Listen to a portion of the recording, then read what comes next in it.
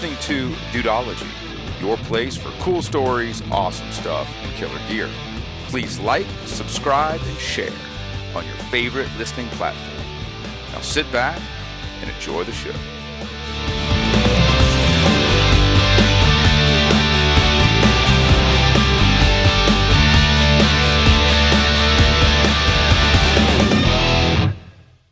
Welcome to the Dudeology Studios. We are joined this afternoon with our guest, Ernie Bono. Ernie is a former Division I athlete, a former high school wrestling coach, and an amateur stand-up comedian. Ernie, welcome. Thank you, Mr. Mosley. Glad to be here. Yes, for sure. And as always, we have our audiovisual consigliere, the producer extraordinaire, and our magician of dudism, Christopher Gambino. Chris, how are we doing, buddy? Good. I'm glad to be back in the studio. It's been a little while. Yes, I was working on the company has to file some basically an annual kind of report type thing at the end of every year. And since our first calendar year will be January, we were having to come up with titles, and so I don't know if any of those will pass muster or not. Did you have a title that you wanted and that I can put in the paperwork?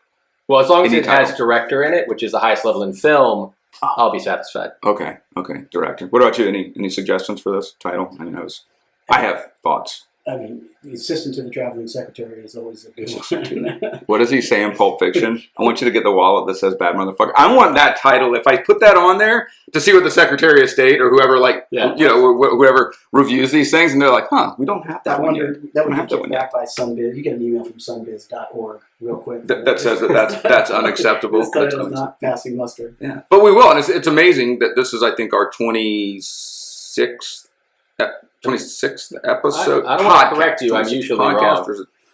23rd is what I think. Okay. But okay. So our last one was on PTSD, and that was the 22nd episode, I believe. So if we're going in chronological order, then this would most likely. But we could name it 26. Would that? We could. Should you think? We could. Not to get corny, but 23 is a very special number to me. It's my high school football number, and we'll get into that too. We'll get into that. A lot of the Bono clan. It's 23? They're taking 23 too. Then it's 23. That's pretty good. Awesome. Do you have enough for quorum? Is it a vote? 23? 23. But we had a big break there. And we had a big break because we, Christopher, myself, and JR, John Richardson, we put on probably what most people have referred to as the greatest race of all times.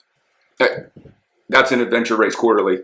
Their latest magazine, so if you haven't got it yet, but we put on the Dudeodeyssey race. And so there's a lot of content on YouTube, so if you're listening now and you're not watching on YouTube, make sure you go to YouTube, click the like, subscribe button and everything. You'll be able to see all of the good action across all the races. You did the race. Very bruised and battered contestant over here. Yeah, what'd you think? The greatest race.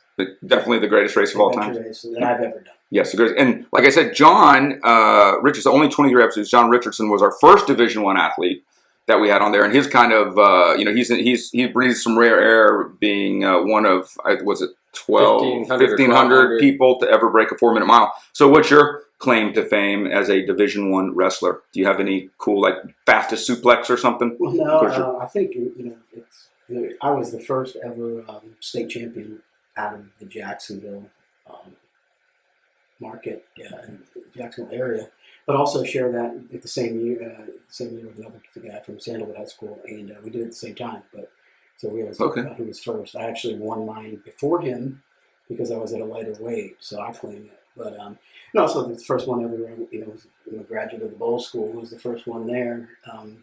So those are two pretty cool firsts. Yeah, that's cool. Yeah, I actually didn't know that. I thought you were gonna. They were two pretty cool firsts.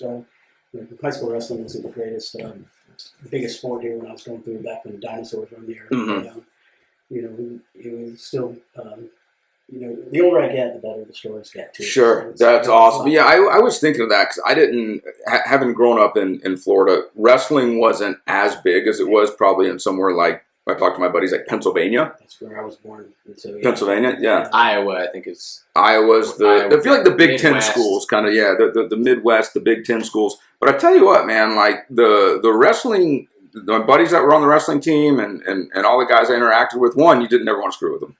like you just didn't. Like they were kind of like you just didn't. You kind of knew better. And I think the reason is like I'm not sure if you're crazy and then you go get on the wrestling team, or by being on the wrestling team you kind of get like a little crazy. Well, I think it's a little bit of both. And you got to be nuts to go do what we did, especially back then. It was like the Wild Wild West, but it definitely breeds craziness. I mean, once you sweat your brains out, and it's a 100-degree room, and you're beating on your best friend for an hour and a half, and your training partner, and then everybody else is drinking hot cocoa over there inside over the holiday break, and you're running out into the freezing cold with your shirt off and just in your shorts because you need to catch some oxygen.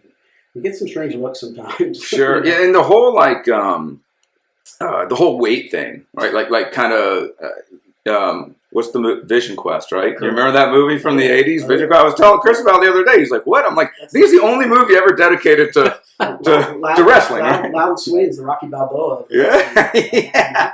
Was it Michael Modine? Matthew Modine. Sorry. Matthew Modine was the main actor. All right. So the whole losing weight, maintaining weight, cut. So tell me about that. Just like I said, it was the Wild Wild West, and me, unfortunately, I cut a boatload of weight, and that's not the good way to go. Fortunately for the sport, about 20 years ago, they put in some really rules that were much needed. And the way they do things, as far as the time you weigh in to the time you wrestle, is we used to weigh cutting 11, 12 pounds the day of a match because you make weight at 6 p.m. and that may not wrestle till 4 p.m. the next day. So if I would make weight at say 125 pounds, I had cut down from 135 that day, and then the next night at 4 o'clock I weighed like 137 or 138, pumping through. And but you can't really properly hydrate, and it's dangerous. And it was bad for the sport. It didn't help grow the sport because a lot of parents were like, "Nope," just like you said, the first thing they bring up, my kid's going to cut a bunch of weight. I don't need him doing that. And they've done away with that. And the focus now is on teaching kids how to wrestle, how to get better, instead of how to cut weight. Sure. I mean, I remember guys running around in trash bags back in the 90s, and I just thought they were nuts. Well, to the point, they're a little crazy. It's got to be a little crazy. I mean, it was just. I mean, I remember sitting in geometry class, 10th grade, or whatever it was, and you're not allowed to chew gum or anything, but I have a little spit cup and trying to spit because I know I've got to get a quarter pound off. Just get rid of water. Yeah. And it took the fun out of it, really. And if I'm literally being honest, that's what drove me out of the sport. It's just, it was like I'm just over, feeling miserable. But it was part of it back then. Now it's sure. And what kind of back up a little bit? What attracted you to that sport in the first place? Because it's not there are some clubs nowadays that kids I guess can get, but you got to find them out. It's not like, hey, want to play basketball. There's like 20 different places you can football or basketball or a bunch of these other kind of mainstream sports. Being very short and Italian with a gigantic mouth, I was heading down a bad road of disaster if I didn't know how to protect myself. I didn't have the gift to shut up. What about with a name like Ernie? Did that invite you? Exactly. And to be honest with you, I got thrown into a locker by a big, huge football player that ended up being one of my good friends, as we grew older. And he was, kind of bullying me, and I was kind of freaked out, and literally walked into the cafeteria of the elementary school, and there was a flyer to sign up for wrestling. I brought it home, took it to my dad, and said, "I think I want to give this a whirl." And he said, it was like $5 or something to sign up. Sure. 1982 or something like that. So he's like, "Yeah, drive me to the gym," and that was kind of the beginning of the end, really. Okay. Yeah. Okay. So fast forward, then you're doing this obviously in high school. You've had a phenomenal amount of success, state champion. That's not like a thing, especially in an individual sport. Pretty blessed. Then how do you get you get recruited like any other sport? Yeah. Like what's the? It was a lot of it goes on collegiate wrestling is. Now they have quarterback camps where we go to wrestling camps all over the place, and in those tournaments, and the coaches would, Clemson University would hold a wrestling camp, Iowa State University would hold one, Ohio State with a head coach, and you go to these camps, and you would seek out some of these harder camps where you knew some of the better competition was, I think really since ever since I think it was 8th grade, man, Clemson just kept coming after me. We were 14 years old, 15 years old, and get letters in the mail with beautiful letterhead, a tiger on there, and a wrestling mat. it stokes you go pretty good, but 4 years later, there's a bunch of other schools that I was considering, but Clemson just did a great job of coming after me. It really was a no-brainer for me. They have a great program, coaching, great bunch of guys, and when I took a trip up there, came back, told my mom and dad, I'm like, nothing in my life has felt as good as this right now. Okay. So that's kind of how it went, And like I said, I was blessed, man. Great coaching.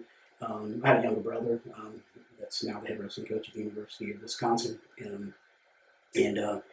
so we always had a workout partner. Even though he was 3 years younger than me, he was about as intense as they come. So now, did he go on and wrestle in college? That's the funny part. I came through here. I came down from Pennsylvania, and I make it to the state quarterfinals as an 8th grader.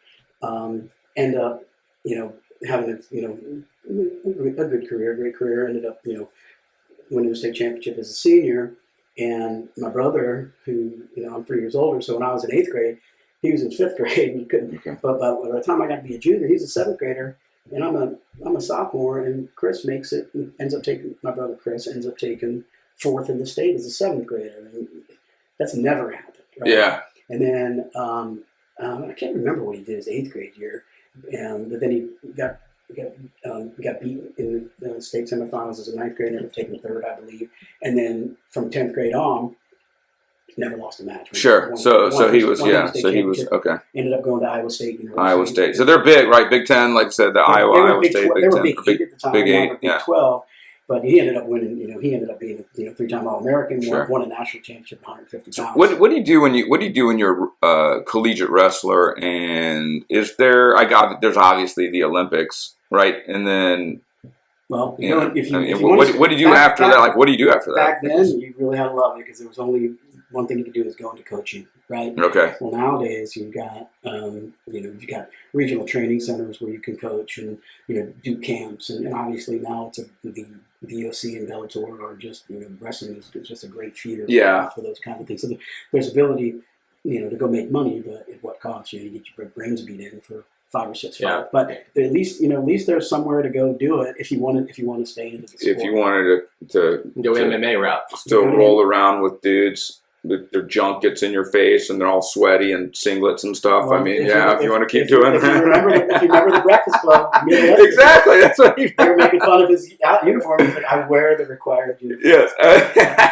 That's another movie that had some wrestling tie to it, I guess. On the singlet, Chris and I have had a conversation. He just wants to bring the singlet nation back. But I used to hang around the male swimmers in high school because they're the only guys that were more scantily clad than I was. I looked cool. So you always had someone to make fun of? You always had someone. That taught me a long time. There's always somebody doing better than you and somebody not doing as good as you. So, yes. But yeah, that's that was always when my buddies would sit in their trucks as seniors in high school and drink old Milwaukee Light to come in and cheer for Ernie. The singlet cheer would come out. Put your singlet back on or whatever. Nice. Yeah, so it was Old Milwaukee Light, huh? Old Swill, man. I didn't know there was a light option of that. Really. It's. Do you think they still make it? I think they do. I wouldn't know because I wouldn't drink it. But sounds only slightly less disgusting than like Old Milwaukee Ice or something. Milwaukee Best, the East, right? So so we had fun with it. The wrestling piece became such a big part of the Bono family. It still is because of my brother. But the lessons you get from it, you can't teach them anywhere. Yeah. How's the average like? How long does a match last typically? Because I feel like whenever I've seen them, they go fairly quick. High school, they're 3 2-minute periods, okay. Right? And if you've ever tried to wrestle for 2 minutes, somebody's coming at you trying to rip your head off, and you're doing the same thing. It gets pretty tiresome. So you can go 6 minutes. I mean, and I always thought, like boxing, that's the only thing I can compare it to. If you ever put a pair of boxing gloves on and try to hit a heavy bag for a couple minutes, the gloves get heavy after a while. Yeah, because imagine a guy with dead weight trying to just hang on your head and all. Mm-hmm. It gets really tiresome pretty quickly. So, and again, that's why you train like a maniac. And you got guys on your back and you run the stadiums and 10-degree weather, just getting that cardio up. But so what's the quickest you ever took anyone down? I don't know. Shoot, I mean, there's laws. I mean, I think like 11 seconds or 10 seconds, something like. I think the fastest pin of all times maybe is 6 seconds. It takes a little while. The whistle blows, the guys dance around, but I think the fastest one ever recorded was 6 seconds, which is pretty crazy. Really? I think. I might be wrong. I don't know. That's insane. Yeah. I guess, but that's like, I mean, because they said like what riding a bull is like 8 seconds, and that's like the whatever. What's insane is probably that guy that got pinned. He's probably not very proud of that record. No. Right. What are you famous for in your sport? Well, there's a guy pinned me the quickest as any person that's ever pinned anyone else. That guy's probably a brain surgeon somewhere, though.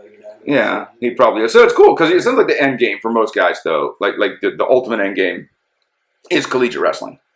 I mean, there are some little things, but like if you're a D1 prospect at, I don't know, if you're Trevor Lawrence, since you're a Clemson guy, if you're Trevor Lawrence, he set foot on campus probably at Clemson, knowing that there was something past that 3 to 4 year. I think he probably knew that. Period, right? But I mean, a lot of guys, if they're not there, they could be working towards that, and to have it, you probably get a lot of guys that are just all in, right? They're like, hey, this is the last 4 years I'm going to get to do my sport, right? Because there's not that after fact. Things have changed again, but now it's not unheard of. The guys, there's really good kids coming out of high school that will be like, I'm going to maybe forego going to college for a couple, because it might be an Olympic year, right? And they're going to go to the training center in Colorado Springs and try to make the Olympic team. And if they don't, they get that experience of wrestling with the best. And so the demographic got younger and younger. I remember when I was a kid, the Olympians were probably 28 to 30, 31 years old. We all used to look up to them, want to get autographs, what have you. Now, I mean, it's not. I mean, there's been a couple of guys that made our Olympic team that are in their early 20s. Like Kurt Angle? Well, Kurt Angle. He was a real wrestler, wasn't he? Kurt Angle was a real wrestler, wasn't he? I actually was there in '96 when he won the Olympic gold medal. Yeah. That was crazy. Well, because that was my next question was, are there a lot of other dudes that are like, I'm going to get into real wrestling? I mean, just kidding. I think the fake wrestler, or the sports entertainment world. That's is what I'll say. The purist wrestlers, guys that are unlike me, they used to get so angry because that was wrestling. And down here, you had Gordon Soley and all this Saturday morning wrestling stuff. And but up north, where wrestling Saturday morning, Monday night, right. Thursday night, there were two leagues Raw, like NWA or WWE. WWE. Used to be WWF, right? Hulk Hogan. It's real to me. So I mean. But, I think the two famous ones, you nailed Angle and then Brock Lesnar. Okay. He was after I probably had I won't say after I probably had matured out of watching wrestling. Well, he went into MMA. Brock Lesnar went into MMA and had this crazy career. And I think, if I'm not mistaken, my brother Chris and Brock were contemporaries. He wrestled at Minnesota, Brock did, and my brother was at Iowa State. Now, Brock's a gigantic human being. And really? I could see why. I mean, he was probably you did Trevor Lawrence, example you gave. Yeah. I think Vince McMahon probably saw Brock Lesnar from the 8th grade and was like, somebody keep an eye on that guy because he's going to be a WWE star at some point. Yeah. So but yeah, I mean, to go to the Olympic route, I mean, that's obviously every great wrestler's dream is to represent. Do you watch WWE? No, I don't. Have you ever watched? I have, yes. I mean, I have a son that's 19 and. I took him to a couple of Monday Night Raws here in Jacksonville. Nice. Bought him a couple T-shirts. And The Rock, was The Rock still on? Yeah, The Rock was there. Cena was there. He was a big John How Cena. bad do you think it would hurt to actually? Which one do you think would hurt more? The Rock, the Rock Bottom, the Rock Bottom move. I'm aware. The Rock Bottom, or the Stone Cold, the Stone Cold Steve Austin. I like just as a wrestler, as a professional. Tell us which one. I don't know if I want to talk about hurt because it's entertainment, but. The finisher would go with Stone Cold because he would always pop up with a couple beers and pour them on his head. And the crowd would go bananas, right? Well, he did twist the guy's neck and then pull all his weight down. Right. So I would think that would probably the finishers probably a way to kill somebody. The finishers are the best part of that. Yeah. Yeah. Well, I mean, yeah, that's the. And it did kind of suck if you did have a wrestler that was. That maybe you're like, man, everything else is really cool, but the finishing move's kind of lame. Stinks, right? You remember the Goldberg though? That was a pretty cool move. The spear. Did he just tackle him? Yeah, it was like a big tackle. Well, he lined up right, he got him all wobbly in the one corner of the ring. It had to work out perfectly. He got him wobbly. But Jake the Snake Roberts used to DDT in their head and then take the Snake Damien out. Oh yeah, and he would sprinkle the snake. He would pull the snake on the. But if you look at those guys, okay, so that's going probably back late '80s that they were big there, because that's when I was I was middle school, probably. I was oh yeah, watch wrestling and Brutus the Barber beat the sleeper hold and cut people's hair and stuff. A lot of those guys really weren't that jacked up. I mean, they were big humans, but they weren't ripped. Now you see these guys and they're I think it started with one of those D-Generation X guys or something. And you're like, whoa, like roid out. I mean, the one guy, Ultimate Warrior, was ripped. Well, I mean, go back and look at like the old Baltimore Colts football teams and the Kansas City Chiefs. Those guys, like Len Dawson, those guys, there's pictures of them at halftime, smoking cigarettes. And now you got guys like DK Metcalf and cut like if they were sitting right here around this table with us, you'd be like, oh, they're just like some regular guy. Yeah, if you saw like a Len Dawson, one of these guys, like a pool league or a bowling league. Those guys got started the NFL. Yeah, but they could also get away with a lot of stuff too. Yeah, right. Bar fights, whatever. Yeah, those guys are probably the toughest generation of football players I would think. They didn't put up with any grief. They were missing teeth. They had like one, one big row across. Yeah. And a couple. So you did the thing at Clemson, and then did you have anything after that wrestling wise? I mean, no, you went into coaching. I went right into coach. Actually, came back, took the head wrestling coach job at my high school at Bowles, and I ran the dormitory there with 80 boys, which was pretty interesting because I was, my wife of 25 years was at that point my girlfriend, and then soon to be engaged, and she was trying to get through school at the point because I was a couple of years older and moved her down with me after I graduated because she was the only girl that ever talked to me, so I just put an ankle lock on her and let her go. I just think after 5 years of school, it only takes one though. It only takes one, right? It only takes one. I say it's good luck. You'll have to maybe bring her on the 200th show, which she will say. Absolutely. Was she a wrestling fan? Did she even know anything about the sport before you guys dated? She didn't, thank God. But she ended up hanging out with a lot of us, so she kind of got. Okay. She got very into it though as I was a coach, and then my brother was coming through school, and so I came back and we were running the dormitory, and I was a head wrestling coach, and I'll tell you, man, it was a really good gig. It was. And you were, as a young, 20, that's a pretty 23 or 24, and a lot of those kids that I was coaching, they were kind of coming up through the theater programs as I was wrestling, so. Right away, I had a little street cred with them. Sure. That made things a lot easier. But I did that for 3 or 4 years, and had a great time doing it. But Katie and my wife and I just we kind of shifted gears and hey, we're doing something different. But it's with my brother being so involved, I always did a lot of camps with him, Division I camps, so that he always needs help with guys that become as clinicians and counselors. So I stayed involved for a long time.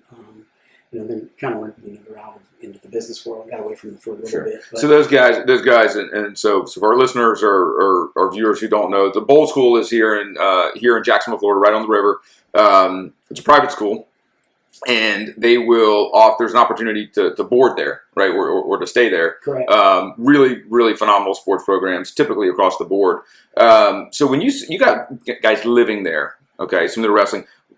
When you compare like the I guess everything, the training regimen of what your athletes are going through back when you're coaching versus kind of how hard people train these days for any sport.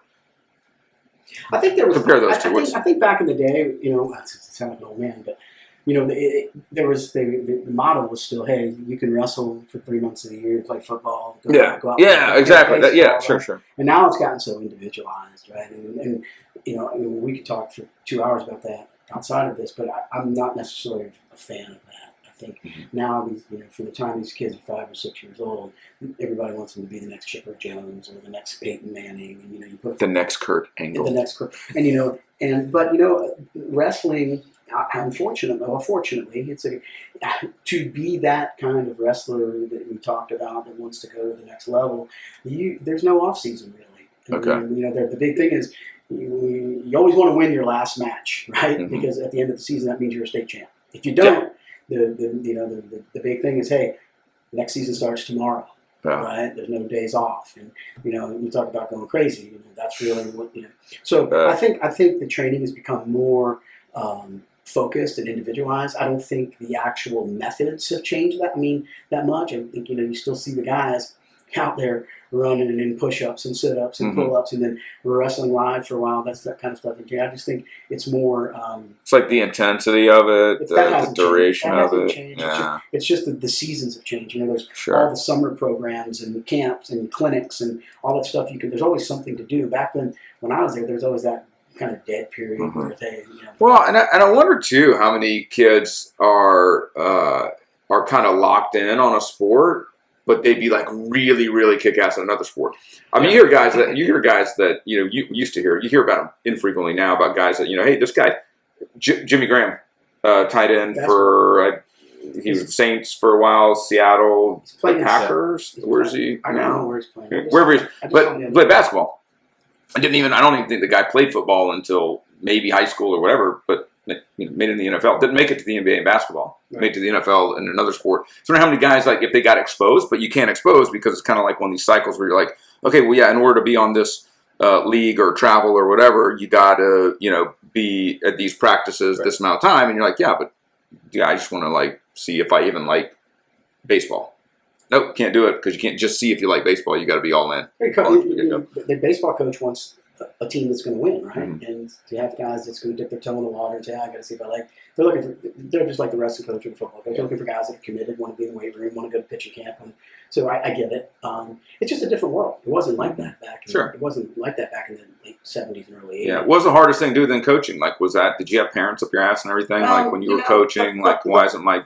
The hardest thing to do was accept the fact that, because I was so type A competitive, that a lot of these kids were doing this as just a way to maybe get a little bit better. And they knew they weren't going to go, they didn't have any desire to go wrestle in college or do anything like that. And I was coming off being so competitive. And, I made a lot of mistakes with that. Freaked out on some kids that were just really good kids. And, when you're 24, you don't know as much as you do when you're 34 and then 44.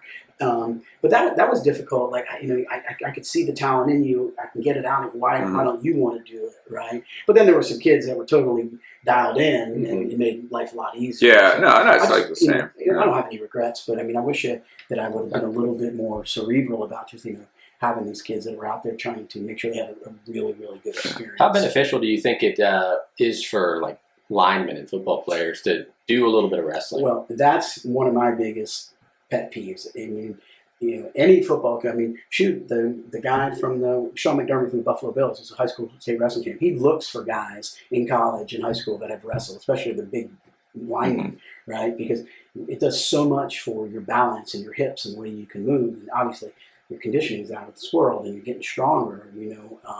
So it's very beneficial, and I think we're a tight knit group, a small fraternity wrestler. Yeah. So we know which guys wrestle. This guy won 2 state championships in Atlanta or whatever. He's now playing. Grady Jarrett's playing he's a Clemson kid playing for the Atlanta Falcons. All pro. He won 2 high school state championships in wrestling. We knew, or 3 maybe. So we know all those guys because we're wrestlers, and we follow all that stuff. Well, there's something to be said about, I guess, the mental toughness that you have to have in an individual sport like wrestling. Basically fighting another dude. And I've even read or heard something like, not that very many people get through BUD/S or become a SEAL, but wrestlers have a better shot, slightly higher percentage at making it through. Well, I don't think Jesse Ventura made that step. No, he did become a senator.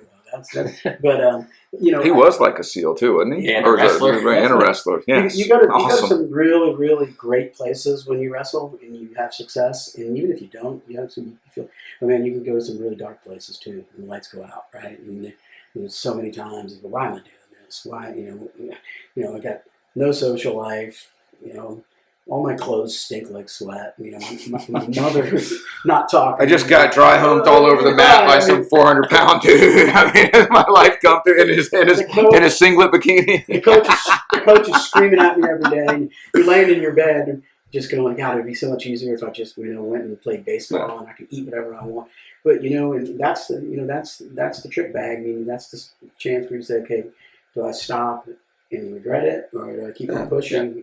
But you got to laugh. You got to have a good attitude, and you got to laugh. You got to find some comic relief. That's gallows humor, even if it is right. So tell me, because you have a great sense of humor. Thank you. Tell me, have you ever tried to take it to the stage? I have, and it's one of my favorite. When I look back, when I was getting out of college, I had a really good buddy that was here and ended up moving to California. And back then, we would.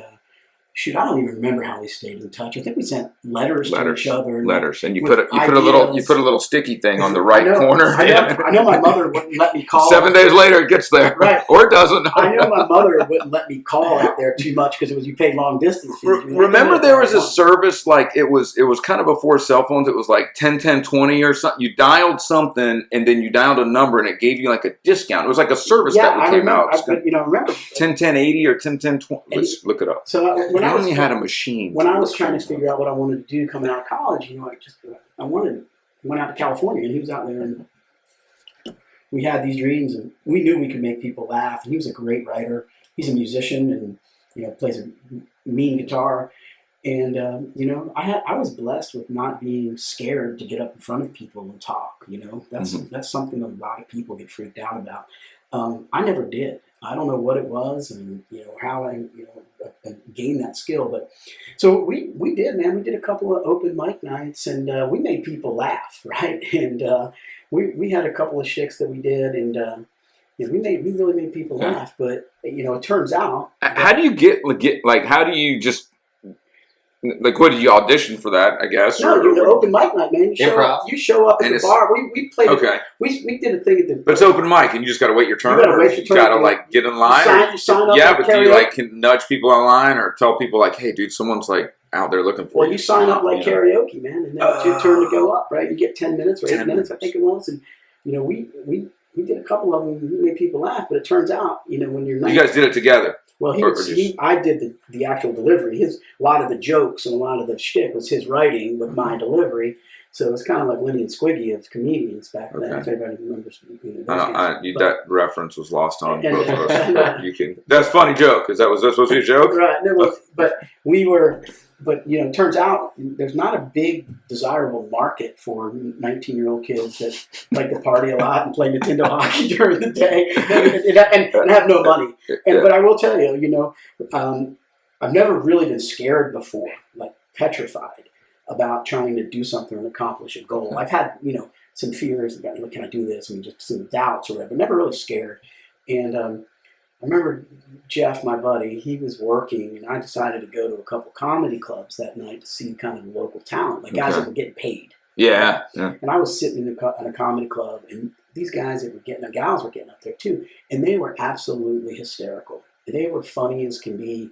And it's me and 7 other people in this theater, right? And the cocktail waitresses running around, and I'm thinking to myself, God, this place should be filled with people because they're so funny. Because they're so hilarious. Yeah. And they're struggling, probably, making whatever the ticket was at the door, split it 8 ways. They're probably making $1.50 that night.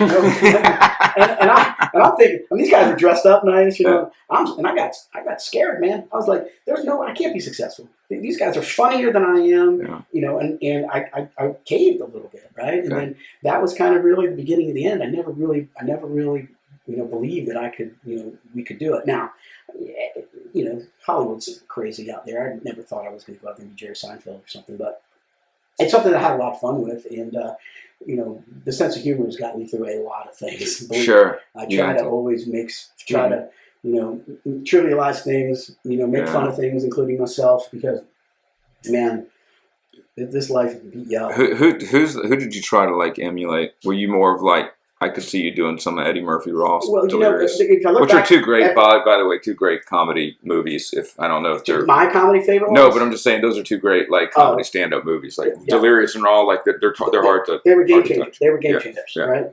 But George Carlin was okay. Oh yeah, so going back a little bit. Yeah, he was really funny. I'm a big Rodney Dangerfield fan. That's kind of where the one-liners that he came up with. He got started late in his career. He did, and he's really he was 40 years old. He failed, but man, you get something. That's how. Back then there was no such thing as viral, right? Yeah. It goes viral on the internet now. But I get no respect, right? Yeah. That went viral as viral could be there, right? And that's what made him. That was a tipping point in his career. So Rodney and the guy that I was writing from, he was a big Rodney Dangerfield fan. So we kind of cheated a little bit, emulated that. Okay.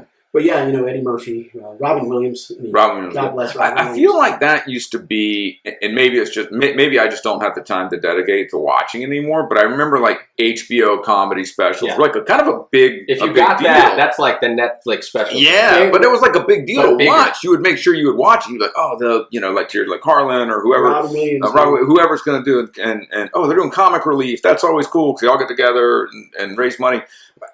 I know there's Comedy Central now, right? But has it changed like stand-up comedy? I guess we're doing right now, like putting this on YouTube and. Well, I think people always forget how great Saturday Night Live was. With all those guys that came through there, the Belushis and Bill Murray and Dan Aykroyd, and then it became Eddie Murphy was on there, and then Chris Farley, and then that kind of situational comedies that were on. But the stand-up, I mean, it's definitely changed. It got Eddie Murphy, and Richard Pryor, really went with the foul language and really went to places not too many people ever went before, and then it just opened up. So they kind of pioneers. Everything from race, religion, and sex was now fair game, right? I mean, one of the things you think about Bill Cosby, the most pure guy in the world, and he's sitting in jail. We didn't talk about like that's not really comedy. You talk about work, putting in work with athletics, training, whatever. Man, you listen to like Joel talk about like his stuff that he puts in like hours of like content writing and stuff, and then you like coming up with stuff, and it's got to have like truth to it, but it's got to be fun. He was saying like it was so hard to find jokes about Trump because he was like a character in himself, because everything like it was already like crazy enough, like some of the things that he would say, and he's like he couldn't like expand on it anymore. And so he's like, I didn't do a lot because there wasn't a lot there, but you got to find stuff and just constantly mining in notes. What's funny to us or what's funny to me might not necessarily be funny to you, and that's that fine line you walk. Because there's nothing worse than throwing something out there and it's silence, right? But there's nothing better than busting one out there and the place going to. And stuff might not work in different. Like I know some comedians will test stuff out in a small format in different cities because what might work up in the Northeast won't work in the South. Yeah, right. Well, and I think in a way, like being able to produce kind of things and get it out there fairly quickly with the interwebs, you can kind of target it. Or I can go and I say, hey, I like this guy because he makes jokes about these things or I like his style, or I like he's dry, or he's whatever, to your point. I can go kind of find that, and I can just look at that, and I can only watch that. Whereas you go to a comedy show, sometimes I bought tickets for a comedy club, and God, this guy's terrible. And he was supposedly like a writer for Seinfeld or something. I'm like, he's awful. Like, as stand-up, he's probably a great writer, but his stand-up, I'm like, it's not even funny. The guy before him was awesome. It's not even funny. Like, just then you got the prop guys that come in with the puppets and the carrot. I've been Did you ever see the puppet episode? You watch Chappelle? I think Chappelle's hilarious. Like some of the stuff he did. He did the puppets that go to the clinic to get treated for STDs and stuff. He's a genius. It's great. All right, that's good. What are you up to now, man? Is there anything you got that you're able to take kind of your wrestling and your comedy stuff, and tell me about Bonobilt, that shirt you're wearing there. Tell us about that. So, it's funny. I told myself when I was going to, I got the executive invite to come be on the Dudeology podcast. You're very, which I'm very blessed. Select few, one of 23. This has been the best part of my holiday season so far. So thank you. But I was thinking, again, it's hard not to at the end of the year coming up.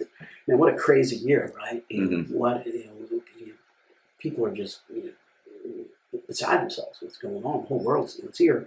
So my brother and I have just kicked this around. I mean, it's got to be 10 years, right? And we just never had the right, call it platform, or the right go-to-market, whatever you want to call it. And boy, during this whole quarantine thing, we've had a lot of time to think. And, you look at the Bonos, you look at me, you look at my brother, we're not anything special. I mean, we just worked hard, right? And we're blessed to catch a couple breaks along the way, have some good coaching, got great parents, and have great spouses now, wonderful children's support base, and think how do we pay that forward a little bit, right? How do we make so? I think out there there's a market for people that are looking for somewhere to fit in, or for somewhere to be recognized, right? Okay. And and we're going to try with this Bonobilt thing. We're excited. We're going to make it with the interwebs. We're going to make people come to us and tell us their story, right? Because everybody's got one. Now, obviously wrestling is going to be a big chunk of that because we're dialed in over there. My brother mainly, but I mean, Chris was telling me to work out that his son, played an 8-minute master of puppets, on his guitar. Well, I want that. It's pretty impressive, by the way. That's a Bonobilt. Hashtag Bonobilt, because that's what we're after. Send that to us because we want to say, look at this little dude, right? Sure. He's up there, no fear, ripping on the guitar. Boom. Hashtag get Bonobilt or Bonobilt, right? So it could be that a young gymnast, she been trying this floor routine forever and ever, can't ever nail it, and then nails it, and mom and dad get it on their GoPro or on their cell phone, send it to us. We want to make sure that kind of stuff gets out. I don't think that kind of stuff gets out. There's too much of the other stuff that goes on, the negativity. Right. Oh yeah, of course. Right. Of course. And everybody loves that. They love to flock to that. They want, we live in such a crazy world where we love to build people up, and then we love to see them. We love to chop. Yeah, we love to watch heroes. We love to watch heroes stumble, don't we? I never quite got that. Right. And so we just, and all of a sudden, this light bulb started to go off, and we've got a couple other folks that have been helping us along the way, and we just said, we're not getting any younger. Let's try. We've got the internet out there, basically at our disposal. That doesn't cost the barrier. So you're a place where people can share stories, kind of cool stories like that. Like we like to call them around here, cool stories like the ones you shared with us. Website, social media. How can folks check you guys out? We're out there. The website is currently under construction. www.bonobilt.com. We got a Twitter handle right now at Bonobilt, and got my social media gals working on the Instagram and Facebook page again, where I want it. Believe it or not, the biggest headache was trying to get the logo figured out. What do we want? The last thing we do is like throw a logo out there and try to get branding, and then say, we don't like it, do it again. So that took, I underestimated how long that. It kind of is like the. This is the old one. Is there a new logo? If you look at this one, if you've ever been driving down the road, looks like a Peterbilt. I Ford. Peterbilt. Peterbilt. Yeah. Okay. And my brother and I talked and said, we're going to get a cease and desist letter real quick. Well, but you know what? If you do, you kind of know you've made it a little bit, right? Right. So, if Peterbilt's worried about you guys, and unfortunately, in the budget of Bonobilt, we don't have a legal representation budget. We may know a guy. We know a guy that will. We probably should get Legal Bill, our pro bono legal counsel.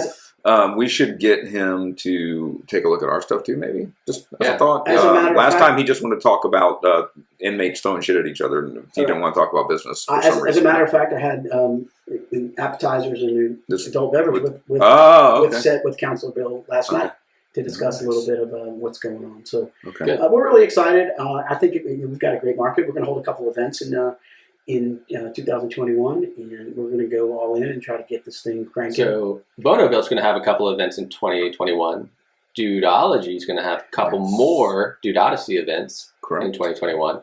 But before we get to 2021, tell us a little bit about 75 Hard, because it's the end of 2020, a year that most people hope goes away and gets in the rearview mirror. 75 Hard is something you did in 2020. I'm going to do it in 2021, starting on January 1st. It scares the crap out of me. As you can see, I've got my jug of water here. But that's why it's not called 75 Easy. Yeah, tell us about 75 Hard. And if you can't see, this is a book I'm holding up by Andy Frisella. Check it out on YouTube. You can check him out on his podcast or at his website. But tell us about 75 Hard. So, again, you can't, go 10 seconds without hearing the word Corona or COVID, and being quarantined was not a very good thing for me, and just from everything, from my headspace to my job to my family, not being able to go outside or go on a bus or go take a train or go to the zoo, whatever it was we wanted to do, can't do it, right? Movies, everything's shut down. That freaked me out a little bit, and just got away from who I was a tad bit. Maybe deciding instead of eating, one piece of chocolate out of the bag, just eat the entire bag, right? And instead of just having 2 beers, maybe have 10. Just not doing it. Right? I mean, I was continuing to work out, but a lot of it was just not being honest with the dude I see in the mirror every day, and that's one of the things that one of my core principles. Like, you can't be honest with that guy, you can lie to everybody else. So, and I just got sick and tired of being sick and tired. And I have a great friend here in Doherty, Mike Schroeder, who introduced me to this, and he did it a year ago. He started January 1, and I thought he was nuts, and thinking what he was doing. When you look at all the principles you have to do every day for 75 days, I just kind of poo-pooed it. But I saw what it did to him from a physical appearance, which was minimal. That part of it. But just he was alive, man. He was vibrant. He was, and I said, wow. And I didn't really pay attention that much. I was proud of him, of course, and gave him kudos. But right around August, I got sick and tired. And I looked at myself in the mirror, and I just did not like what I saw. Physically, mentally, I knew it was bad. So I decided to give it a whirl, man. And for 75 days, I did exactly as prescribed.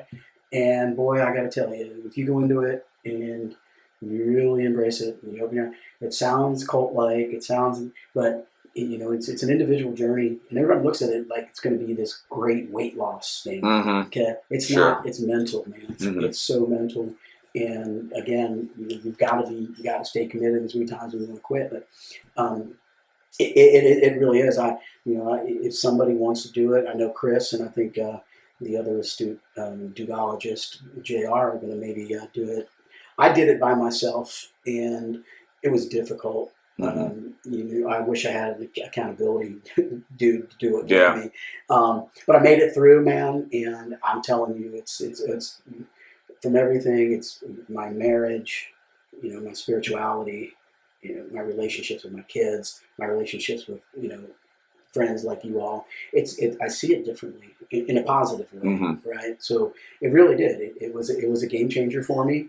I'm not sure that's going to be true for everybody else. I think some, but for Ernie, it was definitely something. So that's 75 Hard by Andy Frisella, probably on Amazon, I would imagine. Yeah. Check him out on AndyFrisella.com. Okay. He's a piece of work, man. If you ever listen to him, I mean, he is he will tell you, you leave 1 ounce of water left out of the gallon you have to drink every day, and you're on day 74, and you get ready to celebrate after your day. You got to start over, dude. You're cheating yourself. Come on, Andy. 1 ounce. I don't care. 1 ounce turns into 3 ounces. And just trying to prepare my own mind for it, because it's really a mental toughness type of situation. I won't even call it a challenge, because it's really on the honor system, you versus you.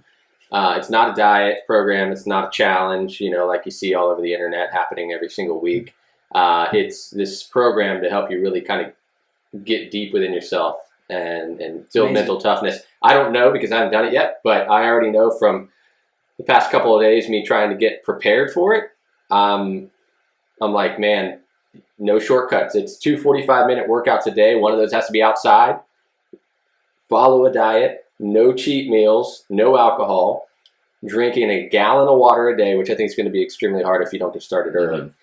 Reading 10 pages of any book, and taking a progress picture, which you think is easy, but then if you forget that step, and as Ernie said, if you miss any one of these, or have a 42-minute workout and a 45-minute workout, you fail. You have to start at day 1 again. So it's 75 hard, do it all every day, or start over again, which is really a challenge in and of itself, in that as men, a lot of times we're trying to control circumstances, trying to get out of things. So the inner bitch, as he says, Andy says, will come out. Bitch voice. Yep.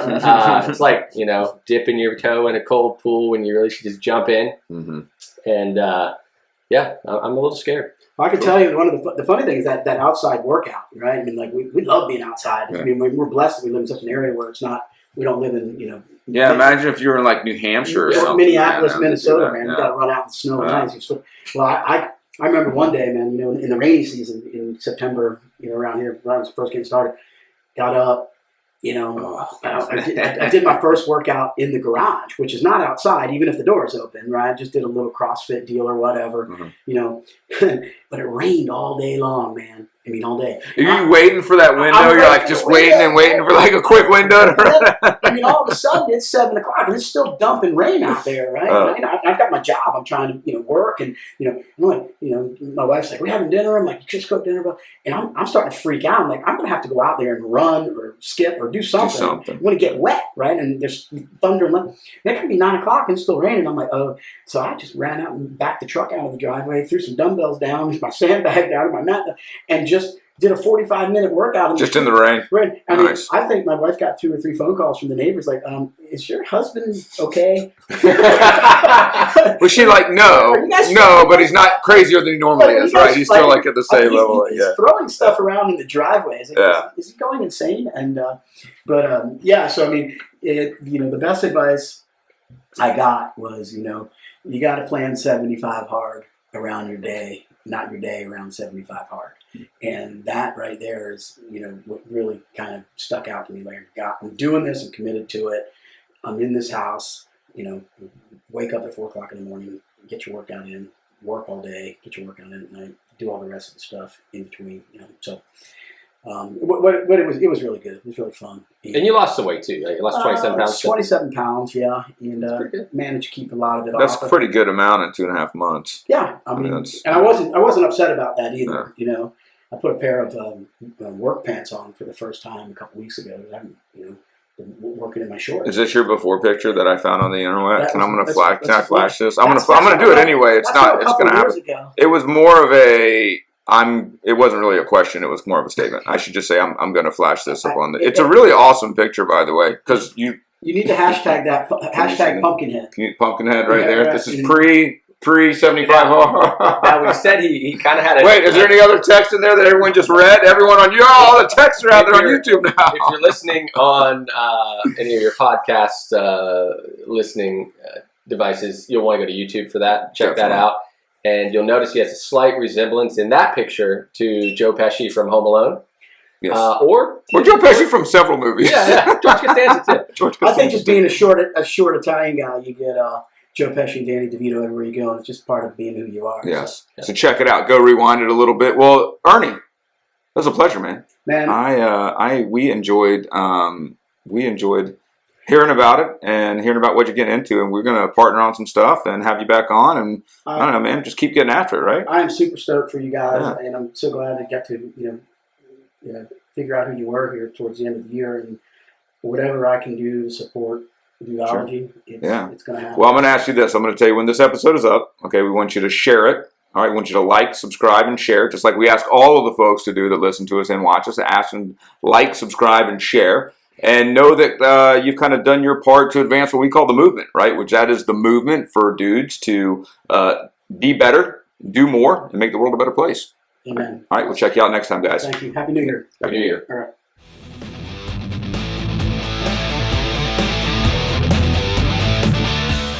Thanks for listening to Dudeology. Make sure to like, subscribe, and share.